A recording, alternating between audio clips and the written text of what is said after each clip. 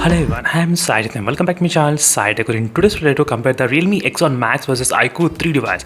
So which phone is best for the gaming? Yes friends, I'm getting plenty of questions again starting from yesterday because very soon the Flipkart big saving days is going to start, and during the sales, so we did see the Realme X1 Max, the price got down to 23,500 rupees, and even the chances are there that iQOO 3 might get the price kind of close to 24,000 or maybe 23,000. There is a reason a lot of users are actually confusing which phone to buy at this kind of price range. So in this video, I'll try to talk about only in terms of the gamer's point of view. In case if you want entire in-depth videos, so make sure to let me know in the comment section below. I'll try to definitely make the video on that particular topic.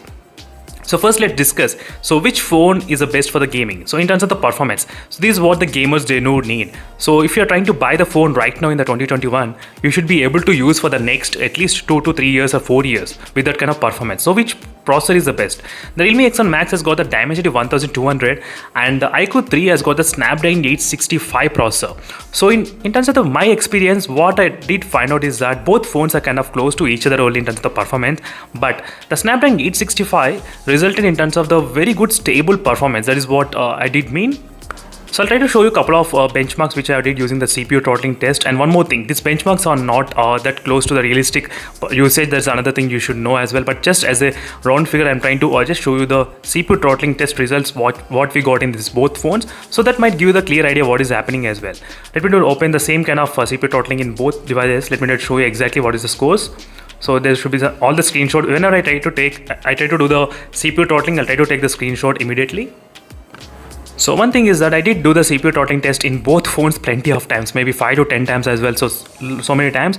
And whenever I do one thing, I did find out the iQOO 3 never decreased below 90% of the throttling. Yes, never. So always it was able to maintain exactly the same color, same green color it used to maintain always. As you can see, friends, exactly same green color. As you can see, it went up to 3,47,000 as well, throttled up to 91% only. Doesn't matter how many times I do, that's really good to see, friends, in terms of the CPU throttling. It never changes the color, it's always green, it's always dark green as well, not even light green. As you can see the results, how it is in terms of the performance levels and everything. The performance is really consistent in the iQOO 3 device, even in my usage and while playing the games as well. That is what I did learn in the iQOO 3. Next, in the Realme X1 Max, let me show you a couple of screenshots which I got here. As you can see the performance scores, same type of settings I'm trying to use in both phones, but still different kind of results, and total up to 86%. And you can see the numbers, only 2,45,000 only the score. And this is another CPU throttling test. You can see the graph how it is. And this is before the software updates, but after the software updates it got a little bit kind of better, but not much. You can see, friends, the graph how different it is when you compare Dimensity 1200 versus Snapdragon 865. But some people, they don't trust this kind of benchmarks. I can definitely understand that. But in terms of the gaming, I did feel the iQOO 3 might be slightly stable in terms of the performance. But I'll try to do the FPS side-by-side comparison, so you will be able to understand which phone maintains what kind of FPS as well while playing Battlegrounds Mobile. That's another test which I'll try to definitely do that. But in the performance section, slightly I'm giving points to the Snapdragon 865. Not only in this iQOO 3, even I do have the OnePlus 8T. Let me just show you, friends. In the OnePlus 8T also has a Snapdragon 865, which works fantastic. Yes, in terms of the performance level, this Snapdragon 865 is really good in terms of the performance, even when compared with the Dimensity 1200. So next thing regarding the optimization, obviously a lot of people did say that Snapdragon processor will get really very good optimization. That's correct.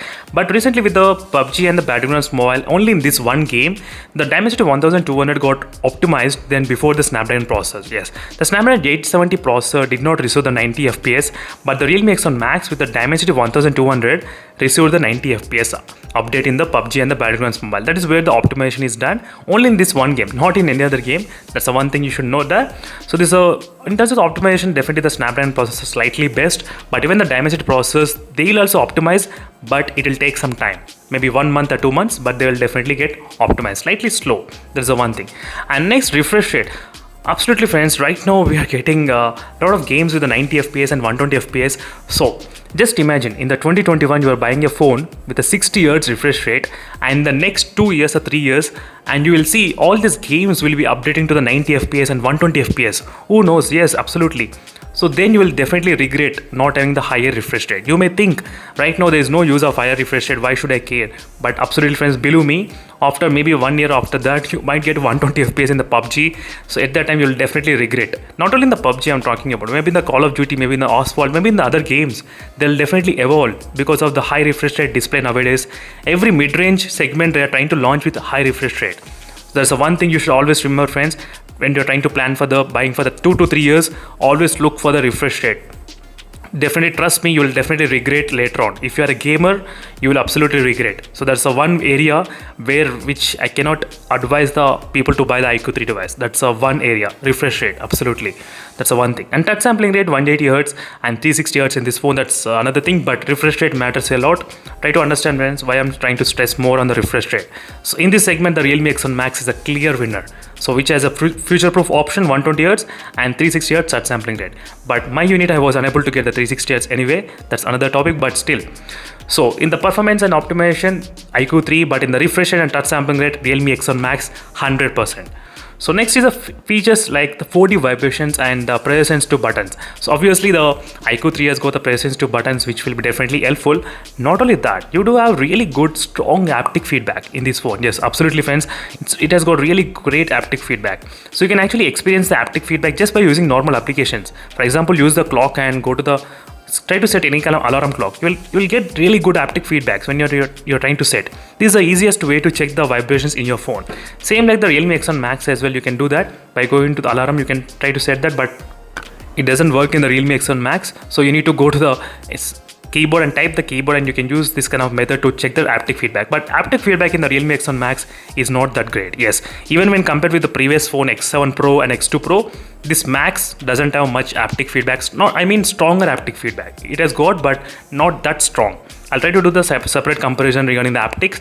So in the 4D vibrations, this iQOO 3 has got slightly advantage, which has got really good effects, which you can actually use it. So this pressure sensitive buttons you can actually set in any game. Absolutely, yes friends, you can set in any game. Most of the games are there. 90% of the games they are actually supported with this kind of pressure sensitive buttons. As you can see, you can actually use this pressure sensitive triggers as well. That's really great advantage for the gaming. I can totally understand. So something is better than nothing. We do like the physical triggers most of the time, but still you got at least the pressure sensitive buttons. Still you can use this kind of thing. This is the one thing which I fantastically like in this iQOO 3 device, no doubt at all.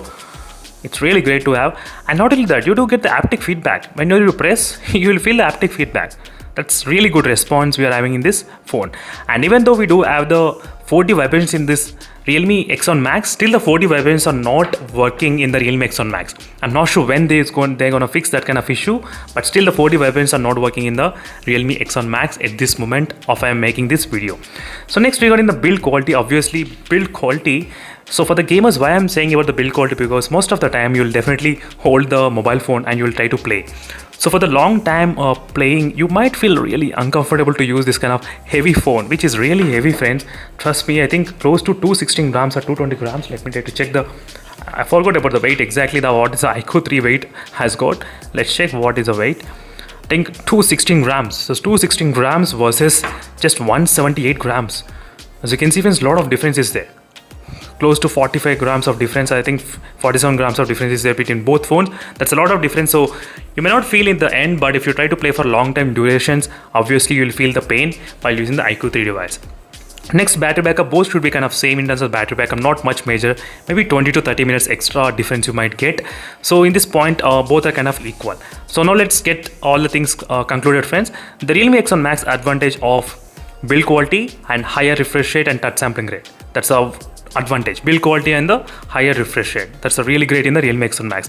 But the iQOO 3 has got advantage of performance and optimization. And next is you do have the 4D vibrations which are actually working practically. That's another good thing, and you do have the pressure sensitive triggers. So these are a few things which I do like in the iQOO 3. These are the things I like in the Realme X1 Max. So thank you for watching this video friends, and make sure to think twice before actually buying the iQOO 3 because of the refresh rate. That's the one thing. So thank you for watching this video friends, and make sure to stay tuned for more updates, and see you in the next video friends. Until then, bye.